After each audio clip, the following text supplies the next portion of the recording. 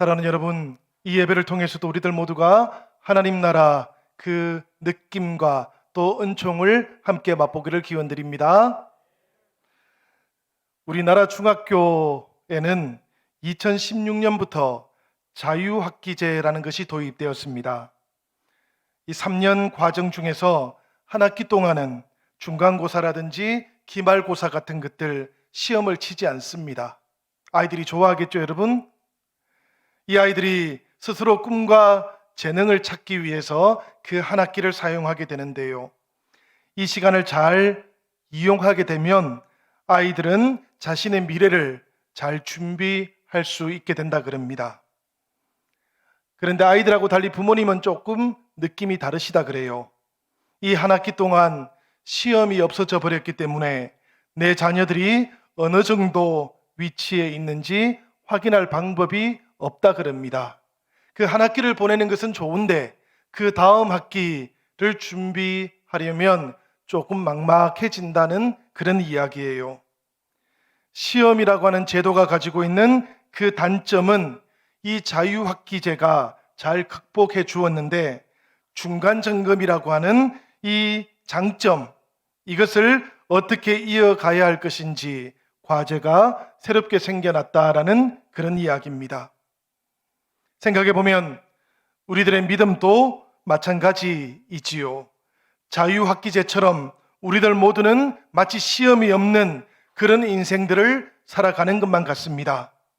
그런데 그렇게 살아가다가도 때로는 하나님 앞에서 이 시간들을 점검해야만 하는 겁니다.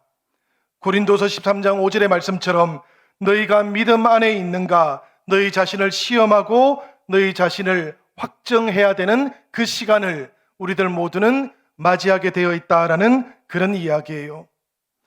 영적인 생활에 우리가 점수를 한번 매겨 본다면 어떤 점수를 매길 수 있겠습니까? 너희 자신을 시험하라 라는 이 말씀이 너희 자신을 점검하라라는 그런 말씀이거든요. 살면서 이 중간 점검을 한다라는 것, 이것보다 더 중요한 시간을 우리는 잘 알지를 못합니다. 몸에 열이 나거나 통증이 생기면 우리들은 병원을 찾지 않습니까? 응급실을 찾기도 하고 또 응급 조치를 받게 되기도 합니다. 그리고 나면 우리가 이런 점검을 받고 저런 점검을 받지요. 그런 진단들을 통해서 우리들은 좋은 처방을 얻게 되는 것입니다. 그래야만 치료도 이루어지는 것이지요. 어릴 때 저는 학교 운동장에서 눈을 가리고 때때로 술래잡기 하는 그런 게임을 한 적도 있었고 또 목표치를 향해서 걸어가 보는 그런 놀이를 해본 적도 있었는데요. 눈을 가리고 운동장을 걸어가면 어떻습니까, 여러분? 처음에 바라보았던 그 목표치 잘 도달할 수 있으십니까? 대부분의 사람들은 다들 그 목표치에서 많이들 어긋나십니다. 좀 삐딱한 길을 걷게 되어 있다라는 그런 이야기지요. 그럴 때 우리들은 잠시라도 멈추어야 된다 합니다. 가고 있는 방향 조금씩이라도 점검을 해보고 걸어가면서 다시 바로 세워야 하기 때문인 것이지요. 그렇게 중간에 멈추었다가 다시 목표를 향해 나아가는 사람들과 중간 점검 없이 쭉 나아가는 사람들, 목표에 도달하는 위치가 참 많이 다르다 그럽니다. 우리의 영적인 상황도 마찬가지일 것 같습니다. 우리가 하나님의 말씀을 보다 보면 여호수아와 이스라엘 백성들이 하나님의 능력을 통해서 여리고성에 도착했던 장면을 보게 됩니다. 여러분, 그 여리고성 다음에는 어떤 성이 기다리고 있었습니까? 크지 않은 성이지요. 아주 작은 성, 아이성이 기다리고 있었던 겁니다. 여호수아도 그리고 이스라엘 백성들도 이 아이성을 정복하는 것, 이것은 큰 문제가 없을 것이다, 그렇게 생각들을 했어요. 그런데 결과를 보니까 여호수아도 이스라엘 백성들도 이 아이성을 정복하는 데는 실패하고 말았던 겁니다. 그들에게 중간 점검이 필요했던 것이지요. 여호수아가 기도하면서 하나님 앞에 나아갔는데 하나님의 응답이 들려왔던 겁니다. 그 응답의 내용을 살펴보니까 여리고를 점령할 그때에 아간이라고 하는 사람이 그 성을 정복하면서 물건에 탐욕을 느꼈다라는 것입니다. 그래서 옷을 숨기기도 했고 은 200세겔 그리고 50세겔 크기의 금덩이 하나도 숨겨놓았다라고 응답을 받았던 것이지요. 이렇게 중간 점검을 받았으니 여호수아가 어떻게 해야만 했겠습니까? 그 물건들을 찾아내어야 했던 것입니다. 그리고 욕심을 부렸던 그 아간을 징벌해야만 했던 것이지요. 이 모든 일들을 마친 다음에야 비로소 이스라엘은 아이성을 얻게 되었습니다. 성도 여러분, 자유학기제를 보내고 계시는 그런 성도님들이 지금 여기에 계신다면 이 시간 이 예배를 통해서 우리가 하나님 앞에 중간 점검도 한번 받아 보시면 좋을 것 같습니다. 우리 주님께서 내 인생의 운전대 꼭 붙잡고 계시는지 잘 돌아보면 좋겠다라는 그런 말씀이에요. 전기를 만지시는 분들께서 이 전기가 흐르지 않는 전선을 보면 그 선이 죽었다 이렇게들 말씀하십니다. 전원에서 이 전기선이 단절되어 있기 때문에 그런 것이지요. 죽은 선을 어떻게 하면 다시 살릴 수 있겠습니까? 그 전기가 공급되지 않는 선을 아무리 살펴본다고 해서 그 죽은 선이 살아나지를 않습니다. 중요한 것은 이 전선을 전원에다가 다시 연결시켜야 되는 것이지요. 우리의 신앙이 이와 같습니다, 여러분. 내 안에 살아계신 그 그리스도와 연합되는 것, 그분에게 연결되어서 우리가 살아나야 되고 성장해야 되고 그리고 성숙해 가야만 우리가 하나님 앞에서 살아있는 그런 생명이 될 줄로 믿습니다. 생명이라는 것 돌아보면 하나님께서 성장하라고 성숙하라고 그렇게 우리에게 축복해 주신 것입니다. 이 성장과 성숙이라는 것은 그래서 모든 생명들의 존재 원리 같은 것이지요. 생명이 있다 이렇게 말하고 있지만 성장이 없다면 그것은 건강에 무엇인가 어려움이 있는 것입니다. 성장하기는 하는데 성숙하지 못하고 있다 한다면 그때도 중간 점검은 꼭 필요한 것이지요. 성도 여러분, 이 예배 시간 하나님 앞에서 우리의 신앙을 잘 한번 돌아보시기를 바랍니다. 잘 성장하고 있는지요? 그리고 정말로 하나님을 향해서 잘 성숙되어 가고 있는지도 돌아볼 수 있으시기를 바랍니다. 사도 바울은 정말로 믿음에 있어서 뛰어난 그런 사도였지 않습니까? 그렇지만 이 사도 바울도 자신의 신앙을 늘 점검했습니다. 우리가 고린도전서 9장 26절과 27절의 말씀을 보면 바울 사도는 자기의 믿음에 대해서 이렇게 점검을 하고 있어요. 우리 말씀 한번 같이 읽어보도록 하겠습니다. 다 같이 읽겠습니다. 그러므로 나는 다름질하기를 향방 없는 것 같이 아니하고 싸우기를 허공을 치는 것 같이 아니하며 내가 내 몸을 쳐 복종하게 함은 내가 남에게 전파한 후에 자신이 도리어 버림을 당할까 두려워함이로다. 아멘. 바울은 남들의 추종을 허락하지 않을 만큼 열심히 있던 사람, 헌신자였습니다. 그랬던 바울이었는데 자기 스스로의 신앙에 대해서는 그렇게 마음이 넓지 않았던 것 같아요. 내가 다른 사람들이 보기에는 굉장해 보이는 것 같아도 실상은 그렇지 않다고 그렇게 말하고 있거든요. 사람들에게는 박수갈채를 받고 있지만 하나님 앞에서는 혹시라도 책망받는 사람이 될까 삼가했다라는 그런 이야기입니다. 이 바울처럼 사랑하는 여러분, 우리의 믿음이 언제라도 하나님 안에서 온전한지 그리스도를 향해서 잘 연결되어 있는지 이 시간 꼭 돌아보시기를 부탁드립니다. 교회가 이렇게 신앙의 중간 점검을 하는 방법들을 가지고 있습니다. 그 많은 방법들 가운데 하나는 기도하면서 하나님과 잘 교제하고 있는가 하는 것을 돌아보는 방법이에요. 의사 선생님을 찾아가면 그 선생님께서 우리들에게 여러 가지를 묻지 않습니까? 무엇 때문에 오셨습니까? 제일 먼저는 이렇게 묻지요.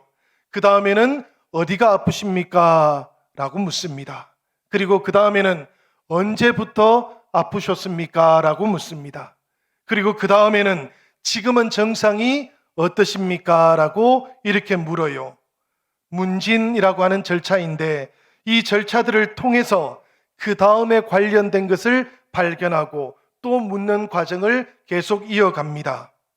생각해 보면 이렇게 많이 묻는 의사가 참 좋은 의사입니다, 여러분. 우리의 신앙에 있어서도 똑같을 것 같아요. 우리가 주님을 만나면 내 인생의 의원이 되어주시는 주님께서도 나에 대해서 많은 것들을 궁금해 하십니다. 우리가 하나님을 향해서 때로는 좋은 일들을 아뢰야 되는 것이지요. 또 때로는 저의 마음의 상태를 하나님 앞에 아뢰기도 해야 하는 것입니다. 때로는 내 마음의 힘든 일들도 하나님 앞에 다 아뢰어야 하는 것이지요. 예수님께서 베드로를 향해서 사람들이 나를 누구라고 하느냐 이렇게 물었습니다마는 이것은 사람들의 평판이 궁금했기 때문은 아니었습니다. 예수님께서는 베드로를 향해서 너는 나를 누구라고 하느냐라고 이렇게 물으셨어요. 주님께서는 베드로의 대답이 정말로 궁금했던 것입니다. 베드로가 주님은 그리스도시요 살아계신 하나님의 아들이십니다라고 이렇게 대답을 하니까 그 대답을 우리 주님께서 정말로 기뻐하셨던 것 아닙니까? 그리고 그 대답 위에다가 이 시몬의 인생을 베드로의 인생으로 세워주셨고요. 이 신앙 고백 위에다가 주님의 교회도 세워가셨던 것이지요. 성도 여러분, 오늘 하나님께서는 우리들에게도 그렇게 묻고 계십니다. 너는 나를 누구라고 하느냐? 이 주님의 음성이 들려올 때에 우리들도 주님을 향해서 나의 신앙 고백을 온전하게 드릴 수 있기를 바랍니다. 주님께서는 그 신앙 고백 위에다가 우리의 인생들을 세워가시기 때문입니다. 주님께서는 우리 영신 성도들의 그 신앙 고백 위에다가 이 교회를 세워가시기 때문입니다. 사랑하는 여러분, 주님의 물음에 온전하게 응답했던 성도들, 그들의 그 응답을 통해서 그 인생들이 얼마나 달라졌습니까? 이방인이었던 백부장이 인생이 달라졌습니다. 세리였던 삭개오의 인생이 달라졌습니다. 히스기야가 달라졌고 다윗의 인생도 완전히 변화가 되었던 것이지요. 아삽이라고 하는 시인은 시편 73편 16절 17절 말씀에서 이렇게 고백을 했습니다. 내가 어찌하면 이를 알까 하여 생각한즉 내게 심히 곤란하더니 하나님의 성소에 들어갈 때에야 저희 결국을 내가 깨달았나이다. 이렇게 고백해요. 곤란한 일을 만났던 아삽, 그래서 고민할 수밖에 없었던 그 아삽이 하나님의 성소에 들어가고 나서야 비로소 하나님의 뜻을 깨닫게 되었다라는 그런 고백입니다. 하나님 앞에 나아가서 기도하는 동안에 하나님께서 이 문제들의 해답을 제공해 주셨다라는 그런 이야기지요. 사랑하는 여러분, 우리들도 주님 앞에 이렇게 기도할 수 있기를 바랍니다. 우리가 자신만의 기도의 시간들을 구별하시고 하나님 앞에 나아가시고 나에게 있는 좋은 일들, 나에게 있는 아픈 일들, 나를 위하여 기도해 주시는 우리 사랑하는 성도들을 위한 그 모든 기도의 제목들 하나님 앞에 온전하게 고백해 주시기를 바랍니다. 그렇게 기도하는 동안에 하나님과의 교제가 깊어지게 될 것이고, 그렇게 기도하는 동안에 하나님께서 우리를 만나 주시고 우리를 성장시켜 주시고 성숙하게 변화시켜 가실 것입니다. 사랑하는 여러분, 주민센터를 제가 종종 갑니다. 왜 가는가 하면 일이 있기 때문에 가는 것이지요. 교회에 여러 가지 일들이 있기 때문에 때로는 인감정명을 띄기 위해서 이 주민센터를 방문하곤 합니다. 사실 이것은 주민센터가 좋아서 가는 것은 아니지 않습니까? 가야 하는 일이 사라지면 아마도 저는 주민센터에 따로 가지는 않을 것 같습니다. 그런데 또 생각해 보니까 하나님하고 나의 관계가 혹시라도 이런 관계는 아닐까 하는 그런 염려도 생겼어요. 하나님께 기도할 제목이 있을 때는 나와서 기도하고, 하나님 앞에 기도할 제목이 없고 민원이 없으면 하나님을 찾지 않는 것은 아닐까 하는 그런 생각이 들었다는 이야기입니다. 우리가 하나님 앞에 기도할 때에는 어떻게 기도하십니까, 여러분? 해결되어야 하는 기도의 제목들이 있으니까 기도하겠지요. 그렇지만 동시에 나에게 좋은 일이 있을 때에도 하나님을 찾으셔야 됩니다. 나에게 말로는 표현하기 어려운 여러 가지 마음의 상태들이 있을 때에도 하나님을 찾으셔야만 됩니다. 나에게 참으로 즐거운 일이 있을 때에도 하나님을 찾을 수 있어야 된다라는 그런 이야기예요. 일이 없으면 기도 안 해도 되고 교제하지 않아도 되는 것, 이것은 주민센터하고의 일이지 하나님과의 관계는 아니다라는 그런 이야기입니다. 여러분, 하나님과 우리의 관계, 하나님께 기도하는 나의 관계는 사랑하는 관계입니다. 하나님께서 나를 사랑하시는 것처럼 나도 하나님을 사랑하기 때문에 우리가 기도하는 것이에요. 그러니까 기도에는 나의 좋은 일들이 반드시 포함되어 있어야만 합니다. 기도할 때에는 나에게 즐거운 일들이 꼭 함께 포함되어 있어야 한다라는 그런 이야기예요. 마찬가지로 나에게 힘들고 나에게 어려운 일들도 하나님께 다 아릴 수 있어야 되겠습니다. 이렇게 하나님과 아름답게 교제하는 동안에 우리의 믿음이 자라가기 때문이에요. 우리가 성장하고 성숙할 수 있기 때문입니다. 사랑하는 여러분, 마음이 무거울 때 기도의 자리로 나오시기를 바랍니다. 유혹이 찾아올 때에도 이 기도의 자리로 나올 수 있으시기를 바랍니다. 그러나 동시에 기쁘고 즐거운 일이 있을 때에도 하나님 앞에 기도의 자리에 함께 꼭 나오시기를 부탁드립니다. 주님, 제가 왔습니다. 이렇게만 고백해도 우리 주님께서는 그 기도의 자리에 찾아온 나를 보시고 얼마나 기뻐하시는지 모르십니다. 그러니 여러분, 우리의 삶 가운데 이렇게 주님을 만나고 이렇게 주님과 함께 동행하는 은혜가 있기를 기원드립니다. 예전에 목회하던 교회에서 우리가 목요일에 기도회를 했습니다.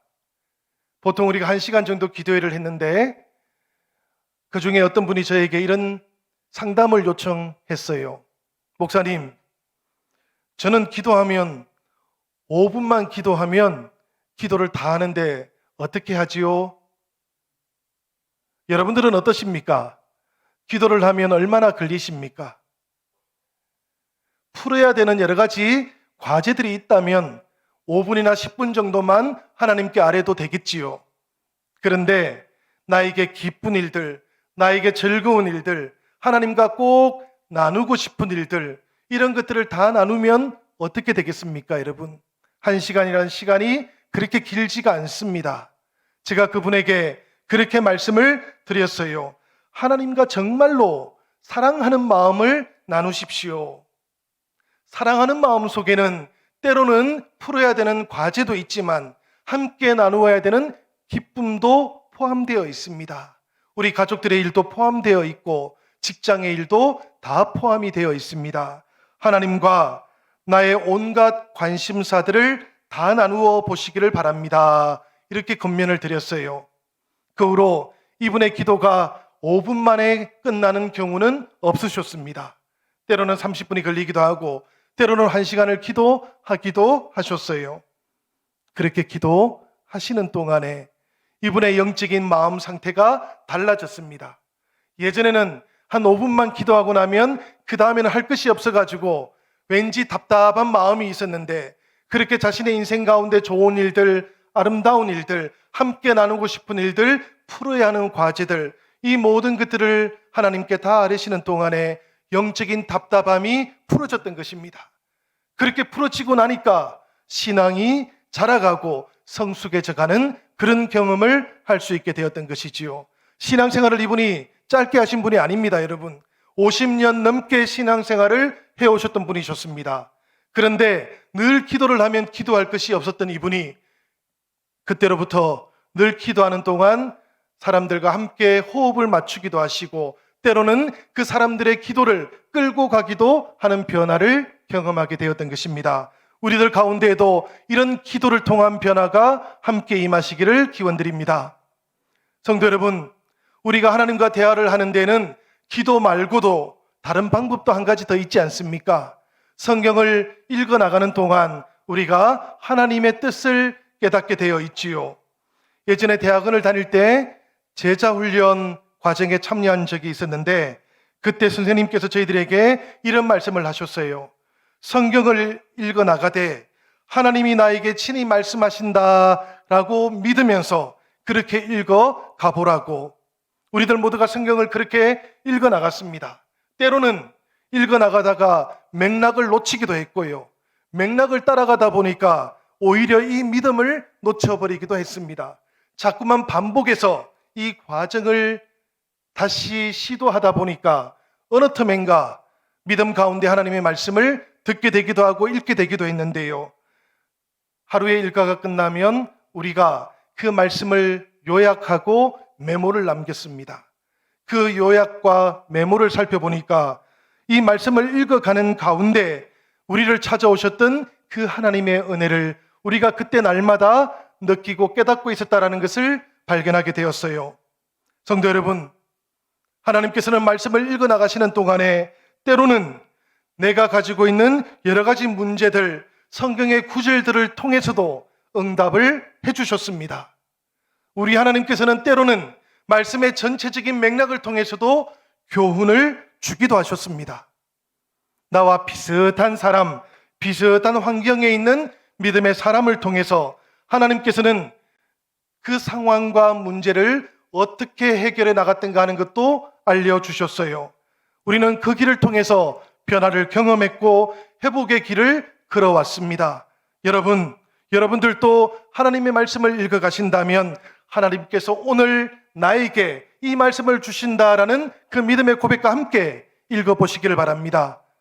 틀림없이 하나님께서는 그렇게 고백하며 읽어나가는 우리들의 마음을 변화시켜 가십니다. 우리의 인생을 회복시키는 길로 이끌어 가십니다. 성 어거스틴이 바로 이런 경험을 했지 않습니까? 어거스틴은 아주 많은 갈등을 가지고 살았던 사람이었어요. 그래서 아주 많은 종교를 찾기도 했던 사람이었습니다. 길을 가다가도 왠지 스승처럼 보이는 사람이 있으면 그 앞에 무릎을 꿇고는 지혜를 구하기도 했는데요. 그런데도 불구하고 자신이 가지고 있던 인생의 여러 가지 문제들의 해법을 듣지를 못했습니다. 그러던 어느 날 하나님의 말씀인 성경을 읽게 되었어요. 이 성경을 읽어 나가다가 로마서 13장 13절의 말씀을 만나게 되었는데 어거스틴은 그때 비로소 하나님께서 자신에게 주시는 음성을 깨닫게 되었던 것입니다. 그 말씀은 이렇게 되어 있어요. 낮에와 같이 단정히 행하고 방탕하거나 술 취하지 말며 음란하거나 호색하지 말며 다투거나 시기하지 말고.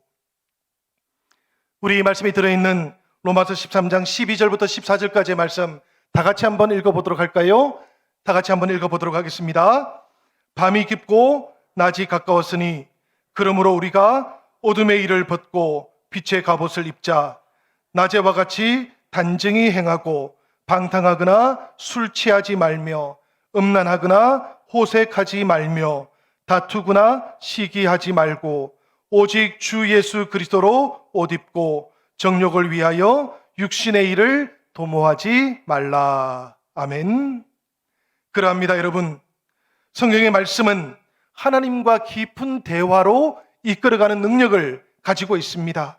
말씀 가운데에서 주님을 만나기만 하신다면, 성령의 인도하심과 능력을 만나기만 하신다면 우리들 모두는 다 이 자리에서도 변화를 받게 되실 줄로 믿습니다. 그렇게 하나님과 동행하시는 때에 우리의 믿음은 성숙해져 가는 것입니다. 어떤 어려운 상황들이라고 할지라도 온전함을 향해서 우리가 더욱더 한 걸음 성숙의 길로 나아갈 수 있게 될 것이에요. 사랑하는 여러분, 오늘 우리가 읽었던 구약의 말씀을 보니까 나아만이라는 사람이 나오고 있지요. 이 나아만이라는 사람은 나병 환자였습니다. 오랫동안 그 질병을 숨기고 살아갔습니다. 그러다가 이제는 더 이상 숨길 수가 없게 되었을 그때에 나아만은 멘토를 한 사람 만나게 됩니다. 성경이 멘토라고 표현하지는 않아요. 성경은 그 여종을 이스라엘에서 끌려온 여종이다 라고만 표현하고 있습니다. 그런데 이 여종이 나아만에게 이렇게 조언을 해 주었던 것이지요. 사마리아에 하나님의 종 엘리사가 있는데 그분은 나병을 고치고도 남습니다. 이 이야기를 듣고 나아만은 자신이 살았던 인생의 방향을 조금 수정했습니다. 아람에서 질병을 고쳐보려고 했던 그 모든 방향을 바꾸어서 이제는 사마리아로 엘리사에게로 치유의 방향을 수정했던 것이지요. 이 변화가 어떻게 생겼을까 생각해 보면 나아만에게는 멘토가 있었던 것입니다. 표현하지는 않았지만 인생의 진로에 조언을 주었던 그런 멘토가 있었다라는 그런 이야기예요. 교회는 성도들에게 끊임없이 멘토를 만나라라고 그렇게 조언해 주고 있습니다. 함께 영적인 길을 걸어가는 동안에 끊임없이 조언을 해주고 경험을 나누어 줄 수 있는 그런 멘토들을 통해서 하나님 앞에 성장하고 성숙해 가라라고 그렇게 알려주고 있는 것이지요. 우리 영신교회에도 멘토가 되어줄 수 있는 성도님들이 참으로 많으십니다. 무엇보다도 우리 영신교회 원로 장로님들께서는 우리 신앙의 멘토가 되어주실 수 있으십니다. 우리 영신교회 모든 원로 권사님들께서도 우리 신앙의 멘토들이 되어주실 수 있으십니다. 은퇴하신 권사님들, 그리고 함께 믿음의 길을 지켜왔던 안수 집사님들께서도 우리들을 위한 기도의 길을 함께 동행해 주십니다. 그러니 성도 여러분, 기도해 달라고 부탁하시기를 바랍니다. 그리고 함께 이 영적인 길을 걸어가는 동안에 어떤 도움이 필요한지를 꼭 구하시고 조언도 얻을 수 있으시기를 바랍니다. 그렇게 함께 주님을 바라보는 동안에 신앙의 길을 함께 걸어오셨던 어르신들을 통해서도 우리들은 성장해 가는 것입니다. 성숙에 갈 수 있게 되는 것이지요. 나아만이 바로 그렇게 조언을 통해서 자신의 인생의 길, 새로운 항로를 안내받았던 것입니다. 그 하녀의 이야기를 들었던 나아만이 사마리아로 왔고요. 그곳에서 엘리사 선지자를 만나려고 했습니다. 그런데 이 사마리아에서 나아만에게 어떤 일이 있었습니까, 여러분? 엘리사가 나아만을 만나주지 않는 겁니다. 자신의 종만 하나 보냈어요.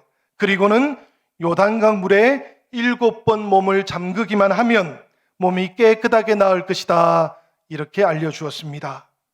사실 이 상황 속에서 나아만이 보여주고 있었던 그 태도가 우리에게 참 중요해요. 이때가 나아만에게는 굉장히 중요한 때였거든요.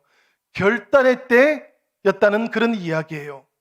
혹시라도 나아만이 엘리사의 이야기를 듣고도 자신에게 기름 부어주지 않고 머리에서 발끝까지 안수해주지 않는 것이 속상해가지고 자신이 걸어왔던 길을 되돌아갔다면 이 결단의 때, 변화의 때, 회복의 때를 나아만은 경험하지 못했을 것입니다.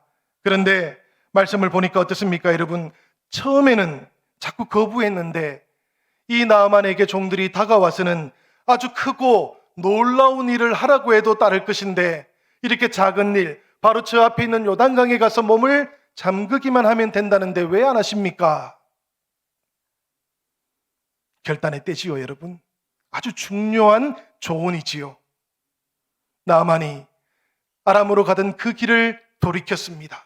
그리고는 요단강에 몸을 7번을 담궜다가 나온 순간 이 나아만의 나병이 깨끗하게 고침을 받았습니다. 성도 여러분, 하나님의 때, 결단의 때에 마음을 정하는 일이 이렇게 중요합니다. 결단의 때에 결단하면 변화가 나타나기 때문에 그러합니다.